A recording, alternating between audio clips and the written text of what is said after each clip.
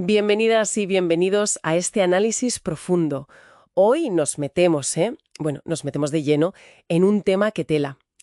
Dentro del cristianismo, tantas denominaciones distintas. A ver, ¿es esto correcto, entre comillas? Si miramos la Biblia, la teología, tenemos fuentes que exploran esta fragmentación. Y no solo desde la historia, aplican como dos filtros clave. Uno, ¿se está respetando el mandato bíblico de unidad? Y dos, ¿está Jesucristo de verdad en el centro de todo? Lo que se llama cristocentrismo. Exacto. La idea es intentar entender esa tensión. Por un lado, el ideal, ¿no? La Iglesia como un solo cuerpo, el Corpus Christi. Y por otro, pues la realidad histórica, que son siglos y siglos de divisiones. Queremos ver si esas separaciones, si tienen alguna base teológica o si responden más bien a otras cosas. Y fíjate, empezamos ya con una paradoja, porque, esta diversidad, esta descentralización ha ayudado a que el mensaje cristiano llegue a más sitios. Eso parece innegable. Pero claro, la pregunta es, ¿compensa eso el romper la unidad visible que piden textos como Filipenses o Colosenses? A ver, vamos a desgranarlo. Vale.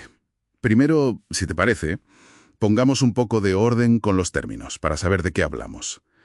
Un cisma, básicamente, es una ruptura de unidad, pero más a nivel organizativo, de autoridad, como un divorcio administrativo, digamos. Vale. En cambio, una herejía ya es otra cosa, es más grave.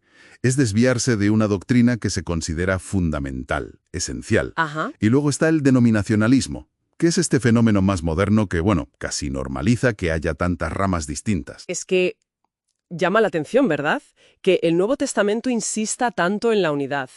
No suena a que sea algo opcional. Está la oración de Jesús en Juan 17, que es muy fuerte. Pide que sus seguidores sean uno para que el mundo crea. O sea, la división se ve como una herida, ¿no? Una herida en ese cuerpo de Cristo. Ahí está el kit de la cuestión. La tensión entre mantener esa unidad con mayúsculas y a la vez defender la pureza doctrinal. Hay una máxima histórica que intenta poner paz aquí.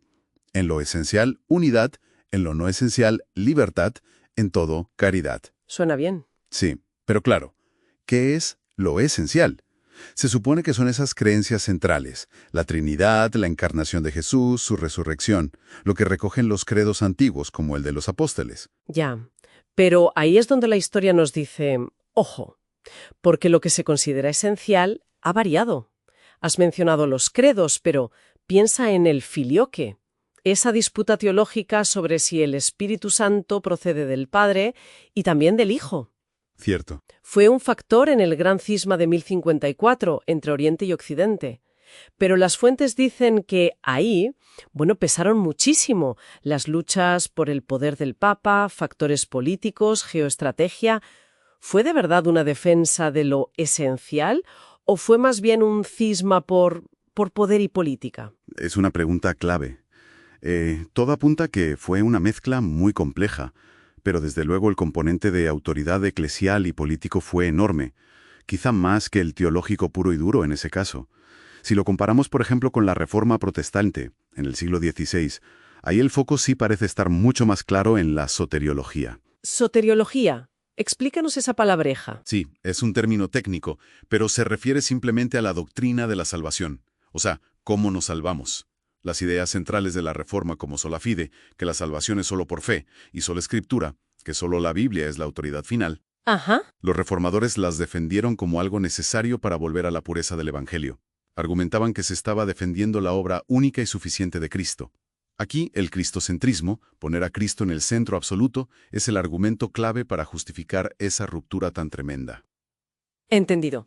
Entonces, si usamos ese criterio, el cristocentrismo, como vara de medir, hoy en día, ¿cómo evaluamos si es legítimo que haya tantísimas denominaciones? Pues podríamos aplicar como un par de pruebas, ¿no?, que se derivan de ese enfoque en Cristo.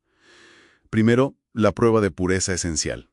A ver, esa separación concreta surgió de un intento sincero, real, por defender una verdad considerada fundamental sobre quién es Cristo o cómo salva, o sea, soteriología, Trinidad, algo que se veía que estaba distorsionado o en peligro. Vale. Si la respuesta es sí, pues aunque la división sea siempre una tragedia, podría tener, digamos, cierta legitimidad teológica. Dolorosa, pero legítima. ¿Y la segunda prueba? La prueba de caridad y testimonio. Aquí miramos. La división fue por temas más secundarios. Cosas como la forma de gobierno de la Iglesia, detalles sobre el fin del mundo, estilos de culto. O peor aún, fue por motivos puramente mundanos. Luchas de poder, cultura, nacionalismo, racismo. Piensa en divisiones históricas por la esclavitud, por ejemplo. Uf. Esas divisiones claramente suspenden esta prueba, fallan en la caridad, dañan el testimonio de unidad que Jesús pidió. Son bíblicamente indefendibles, diría yo. Claro.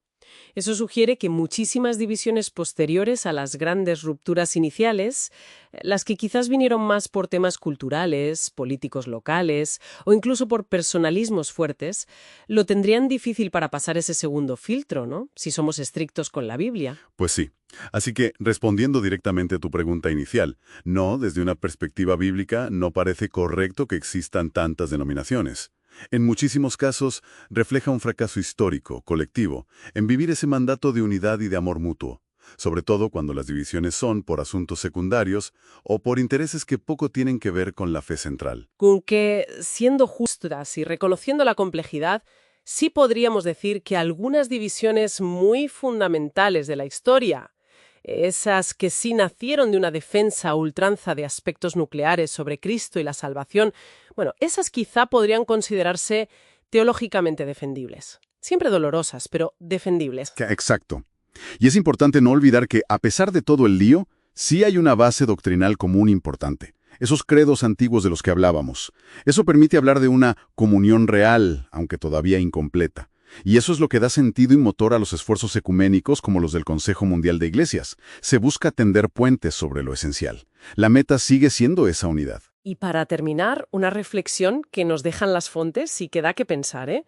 Si el cristocentrismo, ese enfoque radical en Jesús, en su persona y en su obra, es el criterio decisivo, ¿qué pasaría? ¿Cómo cambiaría el panorama cristiano actual si de verdad cada comunidad, cada grupo, pusiera toda su energía y su foco principal en eso, por encima de las diferencias menores, de las tradiciones culturales, de las identidades que a veces nos separan tanto?